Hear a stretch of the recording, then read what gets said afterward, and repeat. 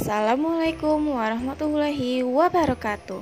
Hai teman-teman, apa kabar hari ini? Masih tetap semangat? Karena kita akan mempelajari IPA dan Bahasa Indonesia tema 2, subtema 2. Siapkan alat tulis kalian ya, dan simak video berikut ini. Pentingnya kebersihan udara terhadap pernapasan. Manusia membutuhkan oksigen untuk bernapas. Oksigen diperoleh melalui udara yang bersih. Jika udara kotor, maka sistem pernapasan kita akan terganggu. Salah satu penyebab udara kotor adalah asap hitam dari kendaraan bermotor. Udara kotor harus kita hindari. Segera tutup hidung dan mulut jika udara di jalan yang kita lewati kotor, atau kalian bisa menggunakan masker serta menuju tempat yang memiliki udara bersih. Tempat yang memiliki udara bersih adalah tempat yang memiliki banyak pohon. Kita memerlukan udara bersih untuk bernapas.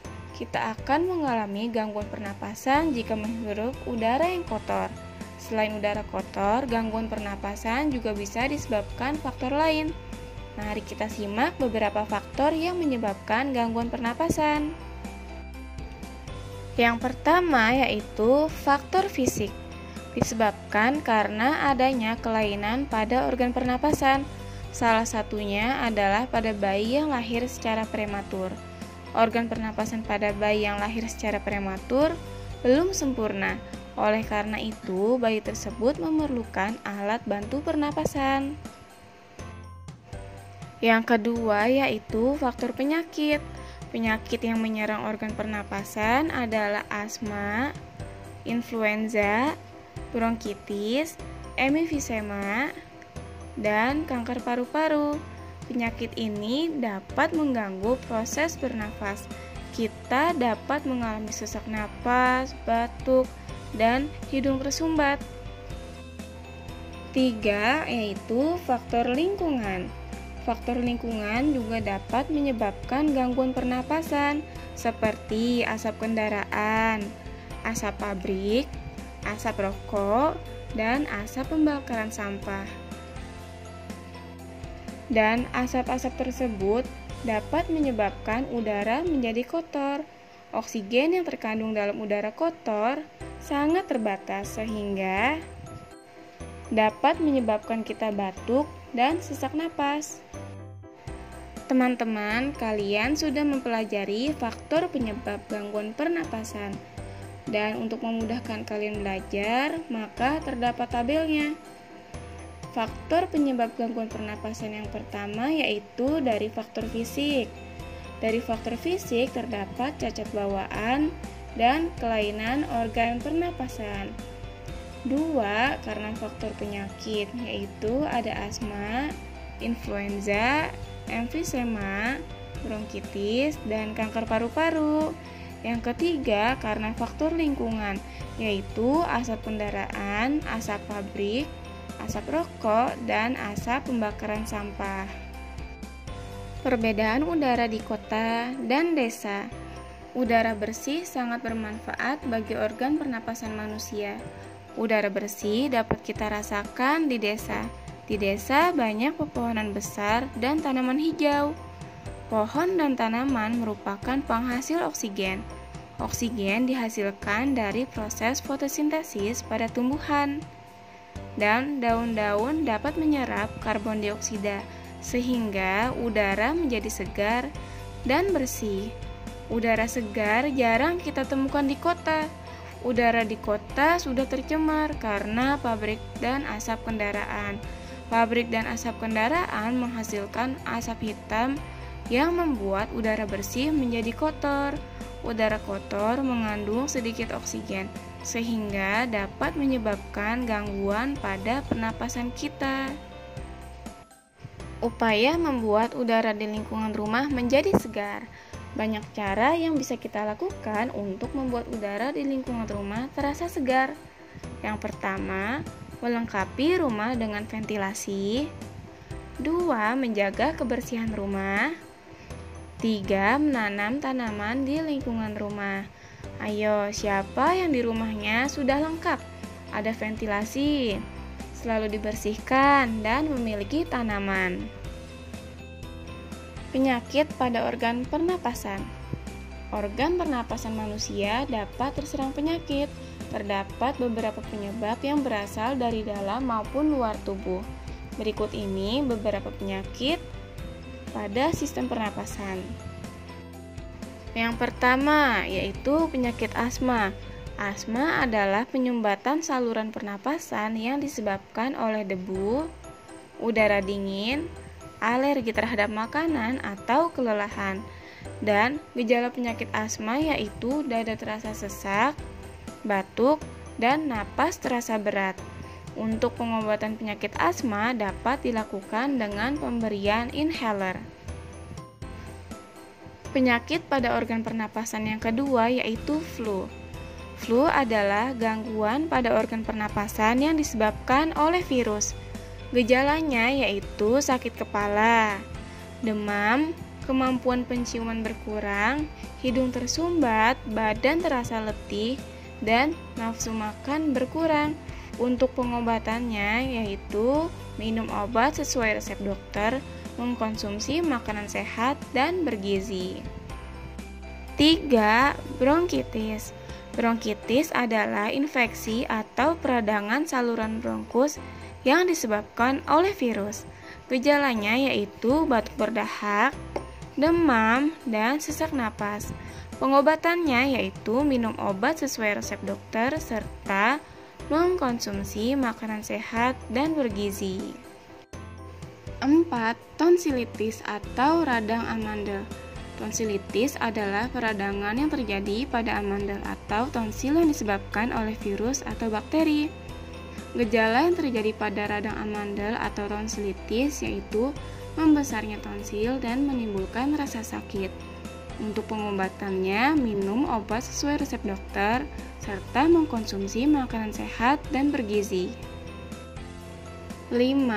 Pneumonia atau radang paru-paru. Pneumonia adalah peradangan pada bronkiolus dan alveolus karena infeksi bakteri. Dan gejalanya yaitu batuk dengan dahak berdarah, sesak napas, nyeri dada, dan demam tinggi. Dan pengobatannya, minum obat sesuai resep dokter. 6. Emfisema. Emfisema adalah kerusakan jaringan di sekitar saluran bronkiolus dan alveolus. Gejalanya yaitu sesak napas yang hebat dan penyebabnya karena polusi udara dan zat-zat berbahaya dalam rokok. Pengobatannya minum obat sesuai resep dokter dan menjaga pola hidup sehat. 7. Kanker paru-paru. Kanker paru-paru adalah pertumbuhan sel-sel paru-paru yang tidak terkendali dan dapat menyebar luas ke seluruh tubuh. Gejalanya adalah batuk yang terus-menerus, penurunan berat badan, serta nyeri dada. Penyebabnya karena zat-zat berbahaya yang ada di dalam rokok. Dan pengobatannya itu dengan kemoterapi dan radioterapi. 8. Tuberkulosis atau TBC. Penyakit paru-paru ini ditandai dengan munculnya bintil-bintil pada dinding alveolus dan dapat menyebabkan kematian pada jaringan di sekitarnya. Gejalanya yaitu napas terengah-engah, demam, serta keringat di malam hari. Penyebabnya yaitu bakteri Mycobacterium tuberculosis dan pengobatannya dengan meminum obat sesuai resep dokter.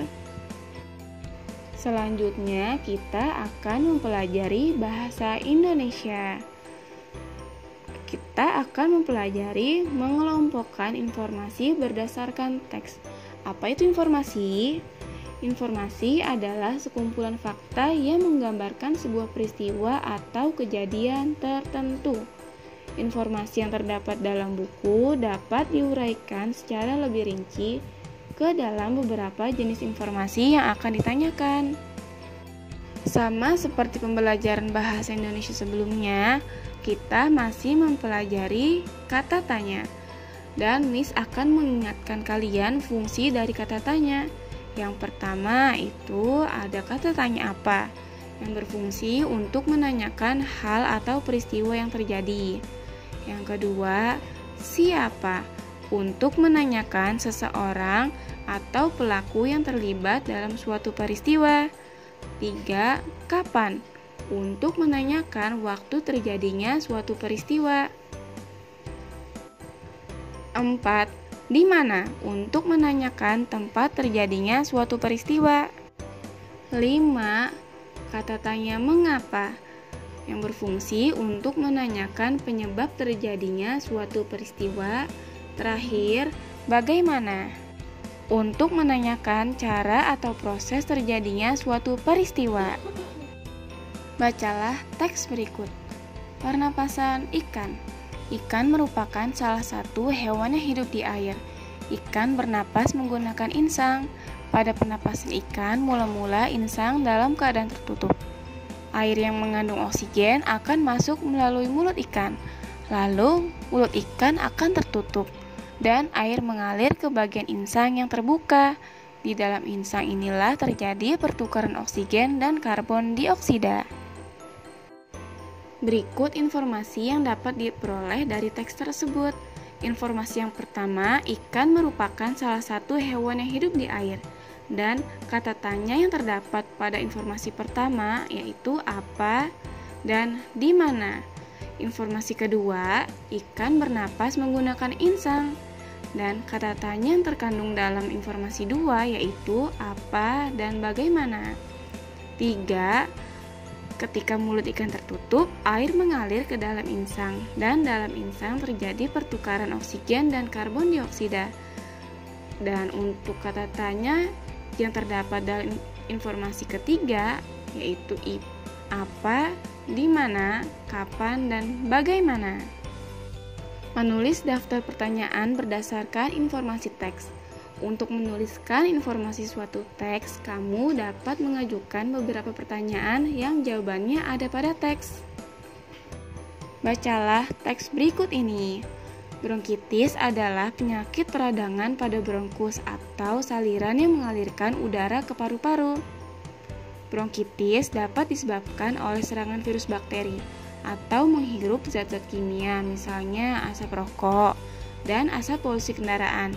Bronkitis juga dapat terjadi karena komplikasi penyakit lain, seperti influenza dan campak.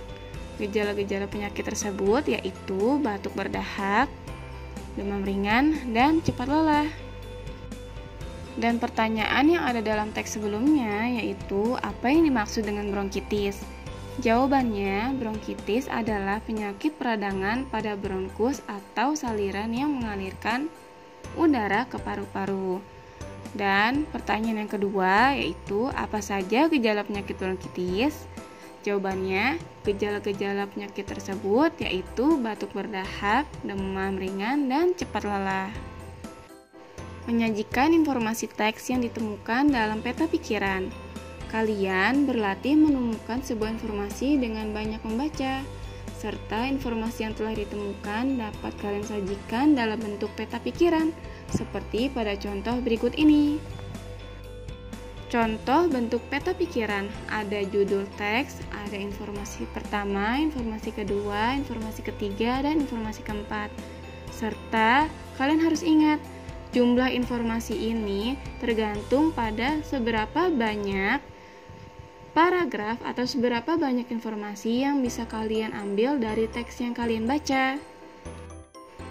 Menemukan informasi berdasarkan cerpen yang dibaca. Cerpen adalah cerita pendek. Dan untuk menemukan informasi yang kalian cari, maka kalian harus membaca cerpen dengan seksama untuk menemukan informasi tersebut. Langkah-langkah menggali informasi dalam cerpen. Yang pertama, bacalah cerpen dengan seksama. 2. Buatlah daftar pertanyaan sebanyak-banyaknya menggunakan kata tanya. 3. Carilah jawaban dari pertanyaan-pertanyaan yang dibuat. Serta rangkailah kembali jawaban-jawaban tersebut ke dalam satu paragraf singkat. Dan untuk melatih pemahaman kalian dalam materi pembelajaran hari ini, maka bacalah halaman 53 sampai 54 teks yang berjudul Kuldesak lantaran jerebu, dan tentukan informasi-informasi dari teks tersebut serta tulislah peta pikirannya. Yang kedua, kerjakan halaman 81 ayo menulis. Dan yang ketiga, buatlah bagan penyakit organ pernapasan manusia. Untuk bagan penyakit organ pernapasan manusia, kalian dapat membuatnya seperti pada contoh berikut ini.